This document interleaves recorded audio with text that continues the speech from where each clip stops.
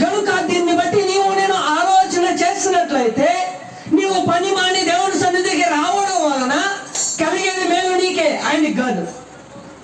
ఎవరికి?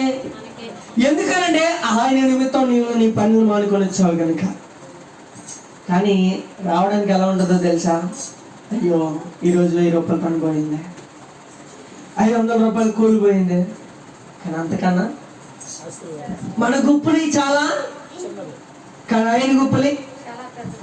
కనుక దీన్ని బట్టి నువ్వు ఆలోచన చేసినట్లయితే ఆయన పని కొరకు నువ్వు శ్రమ పడాలి, ఆయన కొరకు నువ్వు కష్టపడాలి, ఆయన పని నిమిత్తమే నువ్వు హింసింపబడాలి.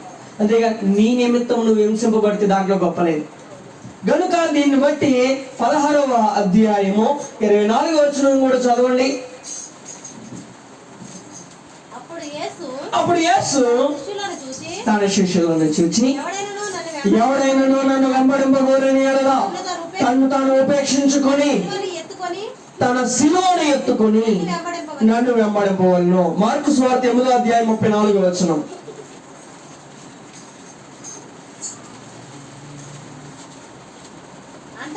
అంతటా ఆయన తన శిష్యులను జన సమూహమును తన యొద్దకు పిలిచి, నన్ను వెంబడింపగోరువాడు తన్ను తాను ఉపేక్షించుకొని తన శిలువను ఎత్తుకొని.